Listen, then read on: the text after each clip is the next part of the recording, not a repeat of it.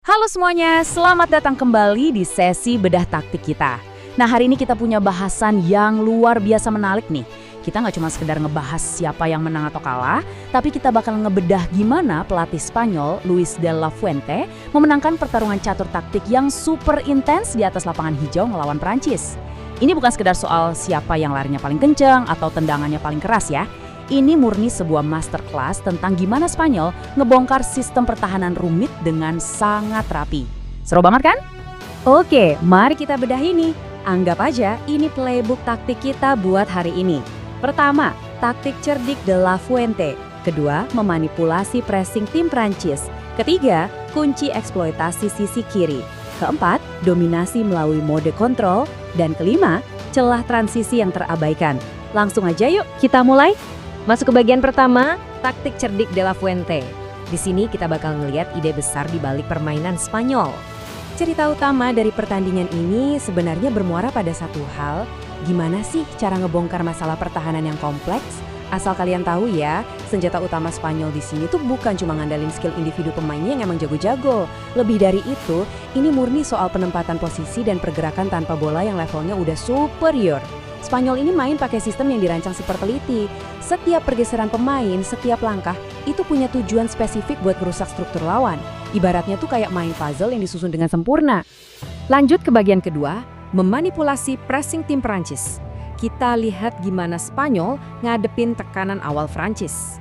Coba deh kita perhatiin gimana proses ini kebentuk di awal pertandingan. Kuncinya ada di sebab akibat. Spanyol tuh sengaja narik dua bek tengah mereka dalam jarak yang lumayan lebar. Kenapa coba? Tujuannya jelas, murni buat mancing Ousmane Dembele dan Kylian Mbappe supaya naik ngepres. Nah, begitu dua penyerang Prancis ini kepancing maju, otomatis pressing Prancis jadi nggak terkoordinasi dengan baik. Hal ini bikin peran high grid di lini tengah Prancis langsung terekspos. Dan Spanyol dengan cerdiknya bikin keunggulan jumlah pemain atau numerical advantage di area tengah. Jadi, pada dasarnya mereka bikin Prancis ngebuka pintu pertahanannya sendiri. Tapi tentu aja Prancis nggak tinggal diam. Mereka punya dua wajah pertahanan yang beda. Pas lagi neken di atas, mereka pakai formasi 4-2-3-1 high press.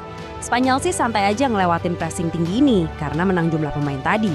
Tapi masalah aslinya baru muncul pas Prancis milih mundur dan ngebentuk 4-4-2 di blok yang super rapat. Di titik ini Spanyol sempat bener-bener mentok. Area tengah itu ditutup rapat banget, udah kayak nabrak tembok beton. Ini yang akhirnya maksa Spanyol muter otak buat nyari rute lain.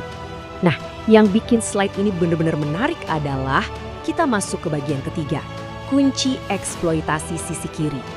Ini nih penyesuaian taktik yang sangat krusial. Karena jalur tengah tadi ditutup rapat sama blok 4-4-2 Prancis, Spanyol akhirnya jadiin sisi kiri mereka sebagai mesin utama buat nyiptain peluang. Coba bayangin kita lagi di depan papan taktik pelatih ya, ada 3 langkah kuncinya. Langkah pertama, Aymeric Laporte, si bek tengah, ambil inisiatif buat ngedribble bola jauh naik ke area lawan. Langkah kedua, tindakan agresif Laporte ini otomatis maksa pemain sayap Prancis buat keluar dari posisinya dan ngasih tekanan balik. Terus langkah ketiga, begitu sayap Prancis kepancing maju, boom, ada ruang kosong yang gede banget tercipta di area sayap pertahanan mereka, yang kemudian langsung disikat habis lewat lari kencangnya Marc Cucurella.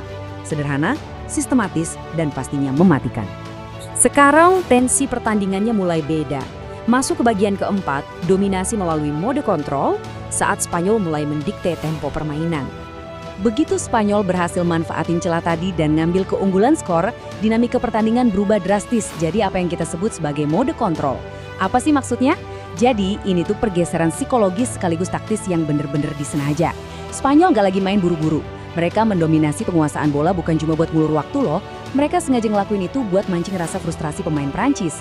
Harapannya, supaya Prancis hilang kesabaran dan patahin sendiri disiplin formasi pertahanan mereka. Dan tebak, taktik itu sukses besar. Kepanikan Prancis benar-benar berjalan mulus masuk ke dalam skenarionya Spanyol. Prancis yang tertinggal mau nggak mau ngubah taktik jadi pressing yang agresif. Tapi jatuhnya malah terkesan putus asa. Akibatnya fatal banget dan malah jadi bumerang. Pas Prancis ngepres tanpa struktur yang jelas, formasi rapat 4-4-2 mereka sebelumnya hancur lebur. Jalur tengah yang tadinya mustahil ditembus, tiba-tiba kebuka sangat lebar. Hasilnya, Dani Olmo dan Lamine Yamal dengan leluasannya nerima bola di pockets of space atau ruang antar lini di half spaces. Kalau kalian ngikutin taktik sepak bola, kalian pasti tahu ini adalah area paling berbahaya buat pertahanan manapun. Tapi mari kita tarik napas sebentar. Kita masuk ke bagian kelima, celah transisi yang terabaikan. Di balik semua kehebatan tadi, ada satu resiko besar yang mengintai. Dan ini menggambarkan dengan sangat brilian bahwa sehebat apapun sebuah taktik, nggak ada yang 100% sempurna. Spanyol memang kelihatan sangat superior dan ngendalian segalanya, tapi di fase-fase awal pertandingan, struktur Spanyol nyimpan kerentanan yang parah terhadap serangan balik.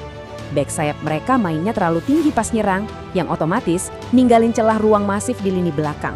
Wah, ini sih makanan empuk buat pemain dengan kecepatan luar biasa, kayak Dembele dan Mbappe pas lagi transisi. Mereka berkali-kali dapat peluang dari situasi ini.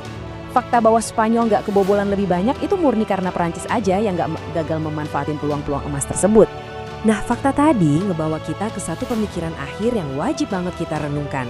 Spanyol emang sukses nampilin sepak bola posisi yang cantik, mendikte jalannya pertandingan, dan bikin permainan Prancis mati kutu. Tapi pertanyaannya, kalau bek sayap Spanyol terus-terusan ninggalin ruang transisi segede itu, apakah ini bakal jadi titik lemah fatal yang akhirnya ngancurin mereka di laga final nanti, pas ngelawan tim yang lebih klinis?